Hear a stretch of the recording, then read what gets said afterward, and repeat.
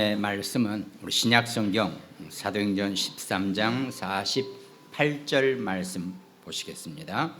사도행전 13장 48절입니다. 우리 함께 합독합니다. 이방인들이 듣고 기뻐하여 하나님의 말씀을 찬송하며 영생을 주시기로 작정된 자는 다 믿더라. 아멘. 여러분과 제가 구원받고 하나님의 자녀가 되었다라고 하는 것은 우리 인생이, 우리의 삶이 다른 표현으로 말하자면 하나님이 원하시는 전도와 선교의 삶에 있다고 해도 전혀 이상하지 않을 것입니다. 근데 대부분 기독교인들이 전도, 선교 그러면 다 뭔지 모르게 부담을 갖죠. 잘 안 된다라고 생각하고 있기 때문에. 근데 그건 안 된다, 된다, 쉽다, 어렵다라고 표현하는 게 아니거든요. 왜? 내가 전도가 되었으니까, 내가 하나님의 자녀가 됐기 때문에. 그러니까 일단 하나님이 나를 향한 목표는 내가 달성했어요. 내가 전도가 되고 내가 선교가 돼서 내가 하나님의 자녀가 됐기 때문에 이건 어렵고 쉽고가 아니에요. 근데 이제 많은 교회 목사님들이 교회를 운영하려다 보니까 전도해라 라고 하면서 사람들을 많이 모아오기를 원하기 때문에 이제 상대적인 어떤 불편부터 시작해서 어려운 등등 여러 가지 망감이 교차하게 된다는 거죠. 또 저야 이렇게 좀 선하게 생겼지만 얼굴도 좀 약간 이렇게 좀 세게 생기신 목사님이 전도해 오세요 하면 다들 쫄아가지고 이 안 하면 뭔가 죄 짓는 것 같거든요. 그때부터 이제 이런단 말이죠. 그러고 보니까 조금 이렇게 약간 얼굴이 좀 이렇게 좀 강하게 생기신 분들이 목회를 좀 크게 하시나? 교인들이 많나? 어쨌든 우리가 구원받고 하나님의 자녀가 되었는데 정말 우리가 내 자신이 전도가 되어지고 내 자신이 선교가 되어진 곳으로부터 시작해서 정말 우리 인생이 하나님이 원하시는 그런 전도자의 삶을 살아가는 것, 우린 또 다 선교사입니다. 무슨 해외 나가서 비행기 타고 막 다니는 분만 선교사가 아니라 우리는 얼마든지 전도자요 선교사의 삶을 살 수 있다는 겁니다. 그 원리가 오늘 우리가 읽은 본문입니다. 영생을 주시기로 작정된 자는 다 믿더라 그랬습니다. 바로 여러분과 제가 영생에 작정된 자들이거든요. 우리 자신이. 그러니까 사실 우리는 전도 선교는 다 끝났어요. 왜? 우리가 작정된 자였기 때문에, 이미 우리가 선택된 자였기 때문에 우리는 하나님 앞에서 우리의 할 바를 다 했다라고 해도 전혀 다르지 않습니다. 그럼 나머지는요, 우리가 전도와 선교의 인생과 삶을 우리가 살아간다는 것은 나처럼 우리처럼 작정된 자를 만나면 된다는 겁니다. 그게 만남의 축복이고 그 만남도 내가 하는 게 아니에요. 하나님이 여러분과 제게 작정된 자를 만나게 해 주신다는 거죠. 그러니까 이거 내가 해야 되는 것처럼 생각되니까 어렵다, 쉽다, 안 된다, 잘 된다, 된다, 안 된다 늘 이런단 말이죠. 그건 오히려 불신자들이 쓰는 단어예요.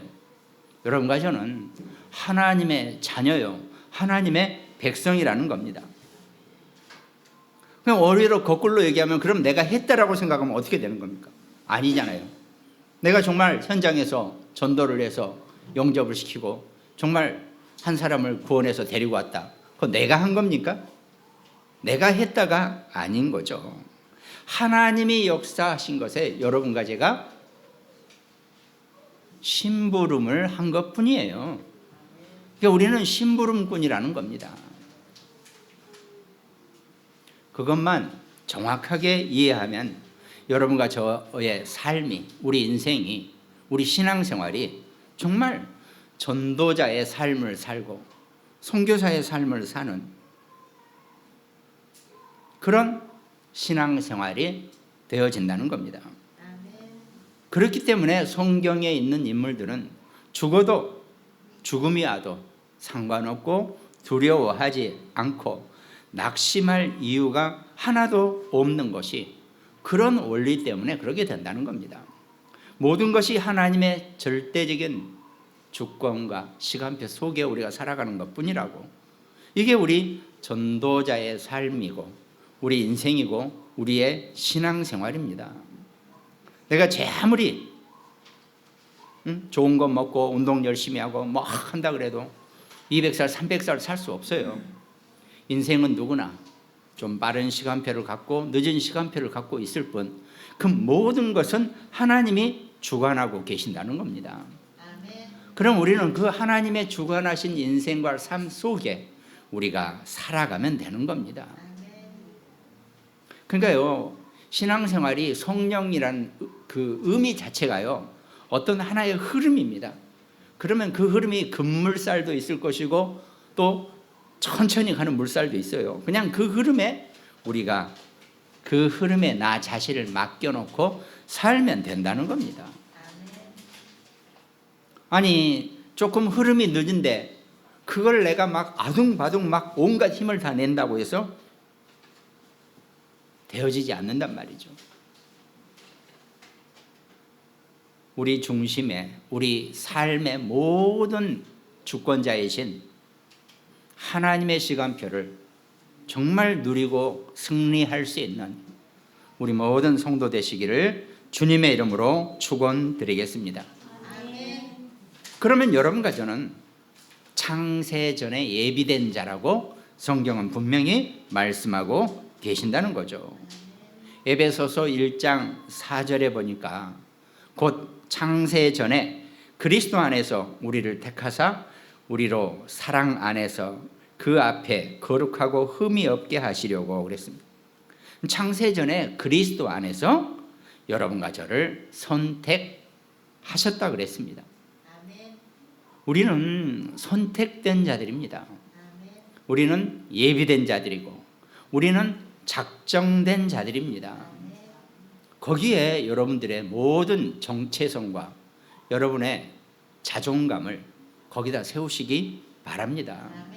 하나님이 예비하고 선택하고 작정된 자는요, 누구도 막을 수 없고 누구도 번복할 수 없고 누구도 삭제할 수 없다는 겁니다. 그러니까 이 방법 속에서 우리가 정말 237개 나라, 뭐 5천 종족, 모든 언약도 그 안에 다 포함되어 있다는 것입니다. 근데 어떻습니까? 성경의 역사를 보면, 구약 신약을 보면 어떻게 됐습니까? 노예, 포로, 속국, 마지막에는 유랑민족. 이게 뭡니까? 억지로 하나님이 보내신 거예요. 하도 못 깨달으니까.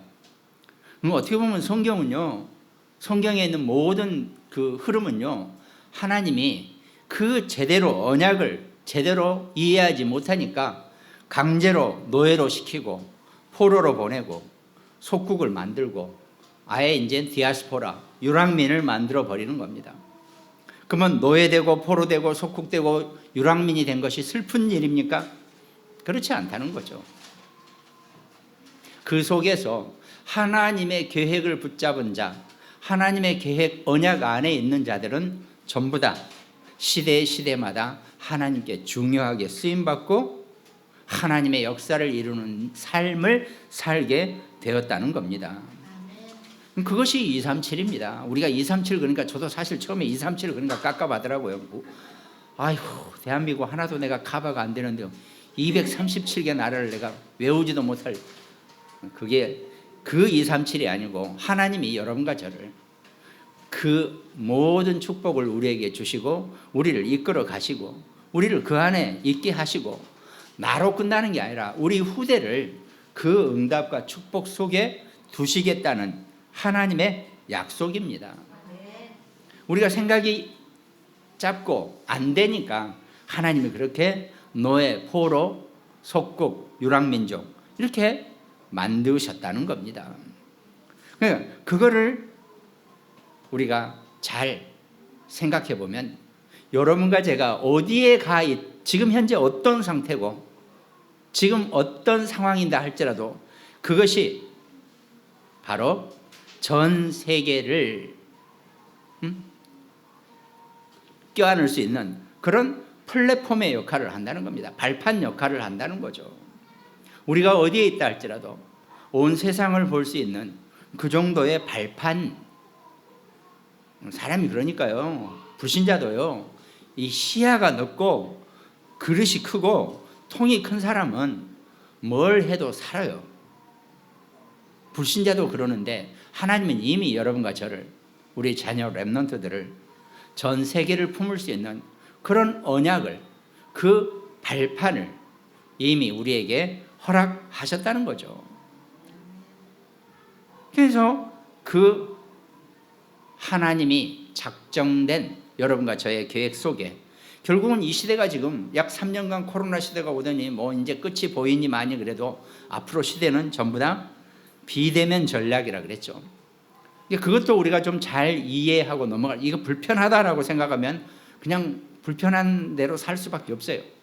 근데 이게 우리 자녀들의, 우리 후대들의, 우리 렘넌트들의 미래라고 생각하면요, 거기에서 하나님이 무엇을 우리에게 축복을 주실 것인지 이걸 우리가 보면 된다는 겁니다. 어떻게 보면 성경 안에 있는 모든 내용들이 다 비대면 전략을 쓴 그런 플랫폼과 안테나와 그런 파수망, 이런 메시지를 우리에게 하고 계신다는 겁니다.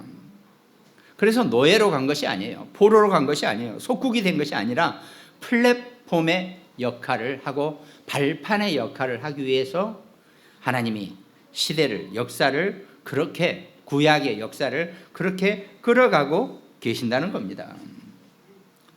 그러니까 시대는 그렇게 앞으로 이렇게 바뀌어 가는데 그 눈이 안 열려지면 어떻게 됩니까? 우리도 마찬가지고 우리 자녀, 우리 후대들이요, 여전히 노예로, 포로로, 속국 상태로, 유랑민족으로 남아있게 된다는 겁니다.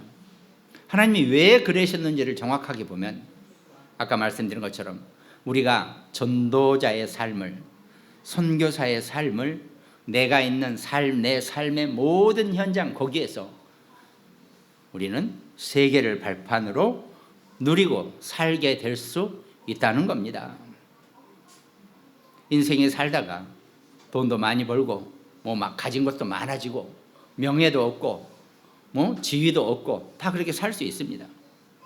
그러나 그 시간표가 어디에 있든지 하나님의 자녀는, 우리 자녀들, 우리 후대 렘넌트들은 거기가 하나님이 여러분과 제게 주신 발판이라는 것, 그게 플랫폼이라는 것, 그것만 정확하게 누리고 가신다면 절대 후회 없는 인생과 또 하나님의 축복을 놓치지 않는 그런 작정된 자의 삶을 우리가 분명히 살게 될 것입니다.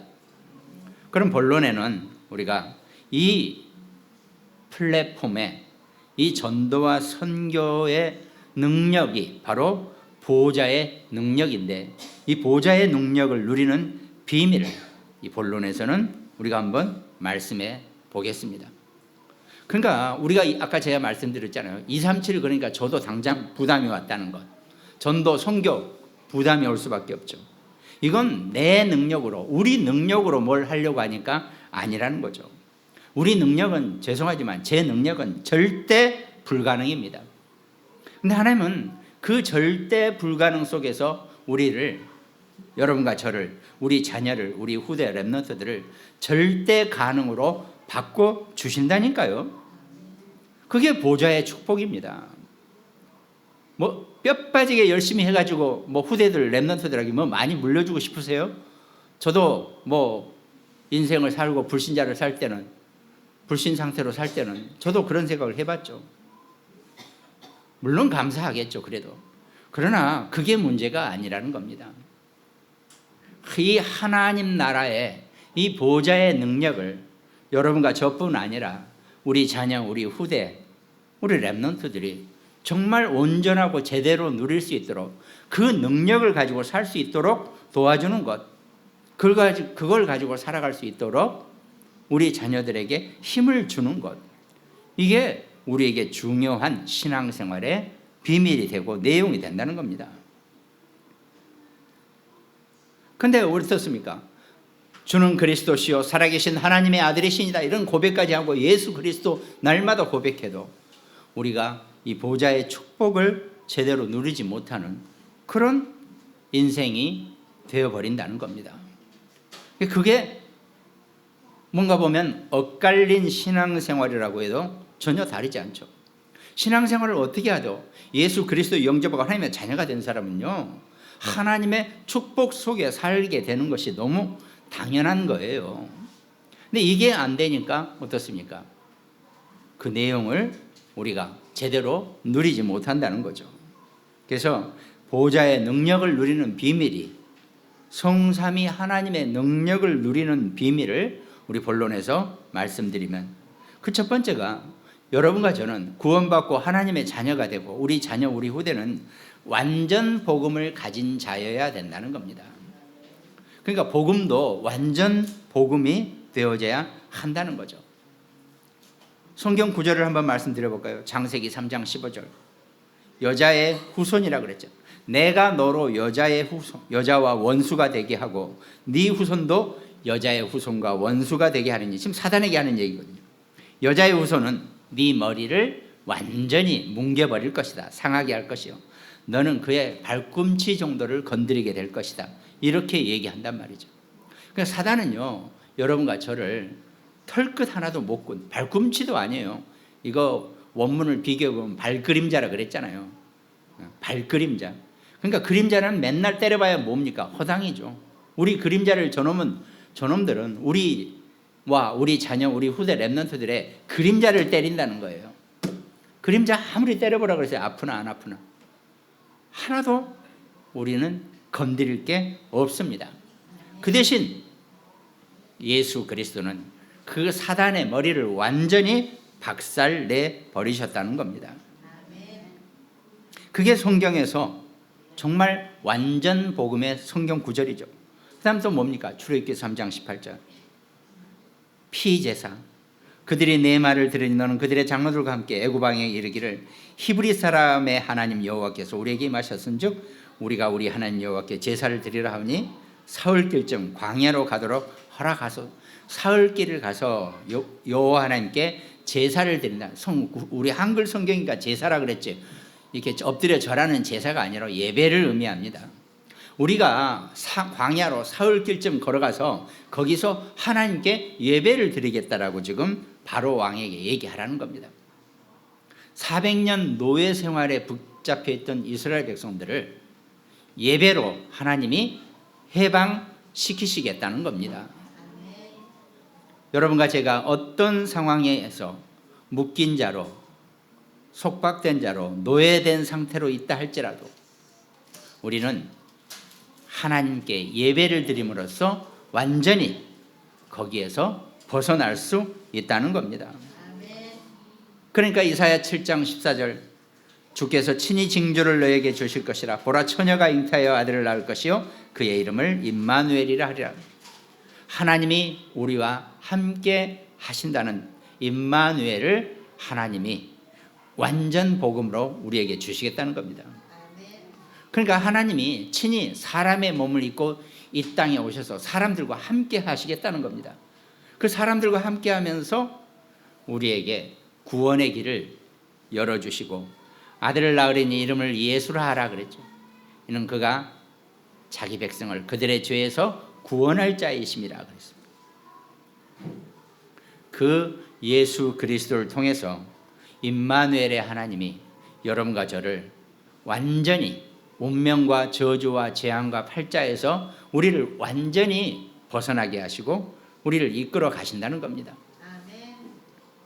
그래서 마태복음 16장 16절, 시몬 베드로가 대답하여 이르되 주는 그리스도시요 살아계신 하나님의 아들이시니다 그랬습니다. 물론 이 성경 네 구절은 다 잘 아는 구절입니다. 우리가 복음 다 하죠. 그런데 어떻습니까?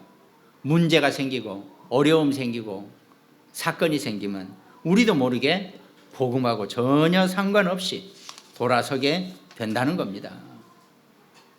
그래서 하나님은 그 완전 복음을 가진 자 한 명이면 세계를 움직일 수 있는 발판이 된다. 그러니까 한 명 플랫폼 전략이에요. 하나님의 전도와 선교의 전략은 깨달은 한 명, 그 언약 붙잡은 한 명, 그 말씀 붙잡은 한 명 가지고 전 세계를, 시대를 움직여 왔다는 얘기입니다. 그러니까 보면은 온 세상이 선교 얘기입니다. 가는 곳마다 빈 곳이 널려 있다는 거죠. 물론 우리는 당장 가지는 못했죠. 그러나 보면은요, 많은 곳이 하나님의 역사가 필요한 빈 곳이 다 열려 있게 되어 있다는 겁니다. 그걸 보고 가라는 거죠. 그게 완전 복음을 여러분과 제게 주신 하나님의 뜻이고 하나님의 계획이라는 겁니다. 그리고 여러분과 저는 두 번째로 보좌의 축복을 전달하는 자라 그랬죠. 우리는 보좌의 축복을 전달하는 자입니다. 제가 수요나 금요 예배 때도 잠깐 말씀드린 것처럼 우리 개신교단은 우리가 오직 그리스도 그러죠. 근데 이 한국말이 참 희한해요. 오직 그리스도 그러면은 성부, 성자, 성령 하나님을 약간 제껴놓고 거기서 오직 그리스도라고만, 성자 그리스도만이라고 이렇게 착각하는 그런 경향이 우리가 있어요. 그러니까 천주교 신자들 뭐 이러면서 성부, 성자, 성령 하나님 그러죠. 근데 우리 개신교는요, 성부, 성자, 성령 하나님 이렇게 잘 안 해요. 왜? 우리가 오직 그리스도를 해놨기 때문에. 오직 그리스도 정확합니다. 정답입니다. 그런데 우리는 사실은 내가 곧 길이요 진리요 생명이니 나로 말미암지 않고는 아버지께로 갈 자가 없다라고 예수님 분명히 말씀하셨잖아요. 그럼 뭡니까? 우리는 항상 성삼위 하나님의 능력을, 여러분과 제가 절대로 그리스도 고백을 해도 그 우리 안에서는, 내 영적인 돌아가는 데서는 성삼위 하나님의 능력과 축복과 은혜를 간구해야 된다는 것. 뭐 같은 얘기일 수도 있지만 우리가 신앙생활 하면서 우리의 초점과 중심을 좀 잘 우리가 나름대로 갖추고 있을 필요가 있다는 겁니다. 그 성삼위 하나님의 능력이 바로 보좌의 축복입니다. 우리 메시지가요, 이 보좌의 축복이라고 선포됐을 때 이 보좌의 축복은 성부, 성자, 성령 삼위일체 하나님의 축복입니다. 그 삼위일체 하나님의 축복을 우리가 영적으로 여러분과 제가 놓치지 않고 누리면서 우리 안에 나와 임마누엘로 함께 하시는 성삼위 하나님의 능력을 우리가 늘 누릴 수 있어야 한다는 겁니다. 그 보호자의 축복을 전달하는 전달자로 여러분과 저와 우리 자녀, 우리 후대 렘넌트들이 쓰임을 받아야 한다는 거죠. 그러니까 상황이 어렵고 정말 문제 속에 있다 할지라도 이 보호자의 축복의 전달자라는 자존감만 가지면 절대로 성경에 역사하는 인물들, 그 아까 한 명 플랫폼 전략으로 다 승리자만 남았다는 거죠. 창세기 37장 9절에 보니까 요셉이 다시 꿈을 꾸고 그의 형들에게 말하여 이르되 내가 또 꿈을 꾼즉 해와 달과 11별이 내게 절하더이다. 요셉이 해와 달과 11별이 자기한테 절하는 꿈을 꿨을 때 이야 빙고 그러면서 내가 앞으로 어마어마한 인물이 되겠구나. 응? 야 나는 진짜 끝내주는 인물이 되겠구나. 이렇게 생각한 게 아니었다 그랬잖아요. 하나님께서 성부, 성자, 성령 하나님의 그 보호자의 축복을 내가 증거하고 전달하라고 하나님이 나를 사용하시는구나. 이렇게 깨달았다는 겁니다. 그걸 볼 수 있어야 되는 거죠. 그럼 어떻게 됐습니까? 그리고 나서는 노예로 감옥으로 끌려갔지만 하나님이 아직 나를 이 성부, 성자, 성령, 성삼위일체 이 보좌의 축복을 내가 아직 어디서든지 증거를 못했기 때문에, 온 세상에 이것을 전달하지 못했기 때문에 아직 나는 죽을 때도 안 됐고 나는 아직 여기서 멈출 때도 안 됐구나, 이렇게 생각하니까 노예로 있더라도 감옥에 있다 할지라도 절대로 두려워하거나 낙심하거나 전혀 거기에 상처가 되지 않았다는 거죠. 그렇기 때문에 나중에 형제들을 만났을 때, 자기를 팔았던, 자기를 노예로 팔았던 형제들을 만났을 때 전혀 어떤 상처나 어떤 분노나 이런 게 없었습니다. 그게 요셉은 그릇이 벌써 하나님이 여러분과 저를, 우리 자녀들에게, 우리 후대 렘넌트들에게 주신 미션, 이 보좌의 축복을 전달하는 전달자의 미션을 놓치지 않았기 때문에 어떤 상황이 오고 어떤 문제가 올지라도 전혀 문제될 게 없었다는 겁니다. 그것이 여러분과 저와 우리 자녀들, 우리 인생이, 우리가 정말 전도자와 선교사의 삶을 사는 그런 하나님 자녀의 인생, 그 모습이 되어져야 한다는 겁니다. 그리고 세 번째는, 우리 자녀들이, 여러분과 저와 이 복음을 가진, 이 보좌의 능력을 가진 자들은 어딜 가더라도 왕에게 답을 줄 수 있는 그런 자들이라는 겁니다. 우리가 왕이라 그러니까 뭐 높은 자리에 가서 뭐 대통령 만나서 뭐 이렇게 생각할 수 있겠지만은, 영적인 서밋의 삶을 사는 자, 그것이 왕에게 답을 주는 자입니다. 그러니까 왕이라는 것은 어떤 그 나라에서 모든 의사결정을 하는 최종권자잖아요. 마찬가지죠. 어떤 조직에 있고 어떤 상황에 있다 할지라도 여러분과 저와 우리 자녀, 우리 후대 렘넌트들이 그 조직의 결정권자에게 답을 줄 수 있는 그런 영적 서밋의 위치에 있어야 한다는 겁니다. 그러니까 창세기 41장 38절에 바로가 그의 신하들에게 이르되 이와 같이 하나님의 영에 감동된 사람을 우리가 어찌 찾을 수 있으리요 하고,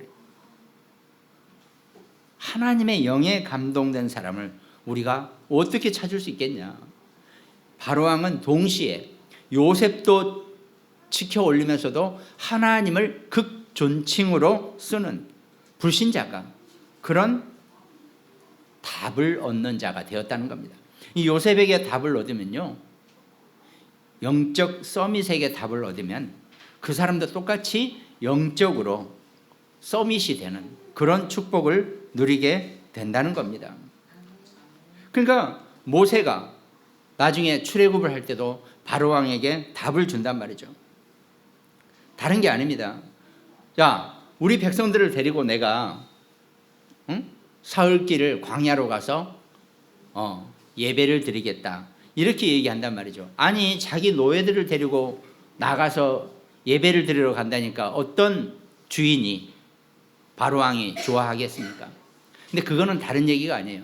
너도 곧 하나님을 알고 하나님의 답을 찾으라는 그 답을 주는 메시지인데, 못 알아들으니까, 알아듣지 못하니까 어떻게 됩니까? 이스라엘 백성들을 핍박하다가 결국은 애굽은 망하게 된다는 거죠. 여러분과 제가, 우리 자녀들이, 우리 후대 렘넌트들이 인생을 살면서 정말 그 자기가 소속되어 있는 거기서 물리적인 눈에 보이는 최고 결정권자에게 답을 줄 수 있는 그런 영적 서밋의 축복을 이 보좌의 능력으로 누리게 되시기를 주님의 이름으로 축원드리겠습니다. 그것이 하나님이 여러분과 제게 주신 구원받은 자의, 작정된 자들의 인생이고 우리의 삶입니다. 우리가 뭐 살면서 정말 이런 것 저런 거에 얽혀서 우리가 정말 힘들게 살아가는 것이 우리 인생의 본 모습이 절대 될 수 없다는 것입니다.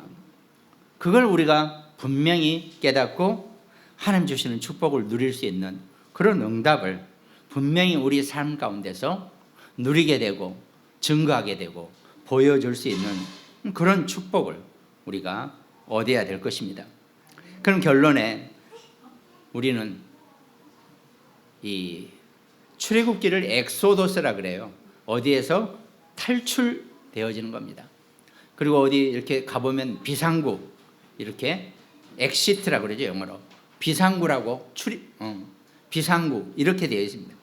그 얘기는 뭐냐면 여러분과 저의 우리 눈에 보이는 모든 육신의 인생의 삶을 지가 주인이라고 생각하고 있는, 그리고 우리도 모르게 거기에 묶여 있을 가능성이 많은 그 사탄, 흑암에게서 여러분과 제가 재창조되어지고 빠져나와야 된다는 겁니다. 그게 우리의 결론입니다. 우리는 거기서 빠져나와야 돼요. 근데요, 이 복음적인 생각을 못하고 이 영적 서밋의 삶을 살지 못하면 반드시 거기에 묶여있게 됐다는 겁니다.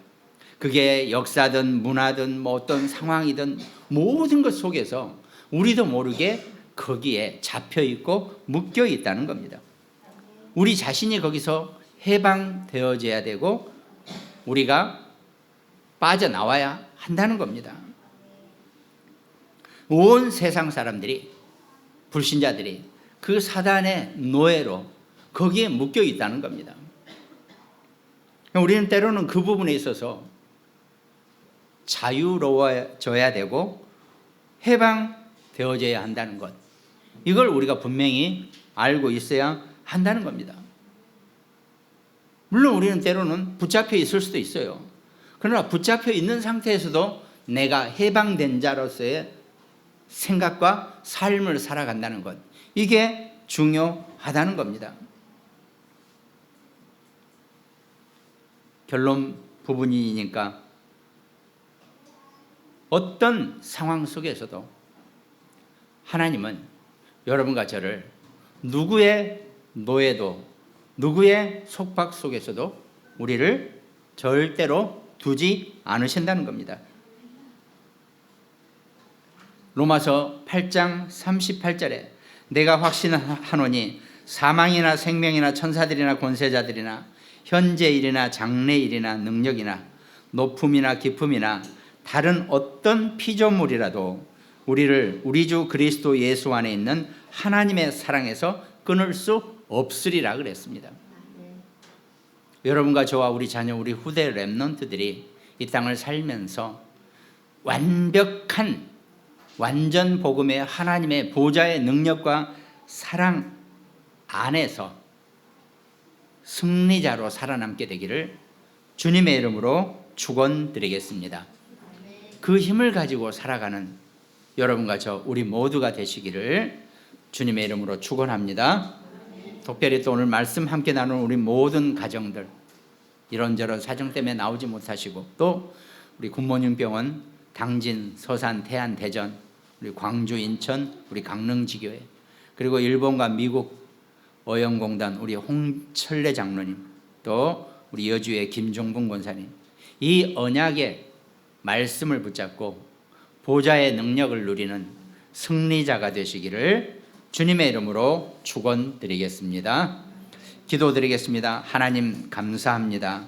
우리 인생을 살아가면서 하나님이 우리를 작정된 자로, 예비된 자로, 선택된 자로 우리를 지정하셨으니 우리가 그 지정된 자의 축복을 누리는 우리 인생 되게 하여 주시옵소서.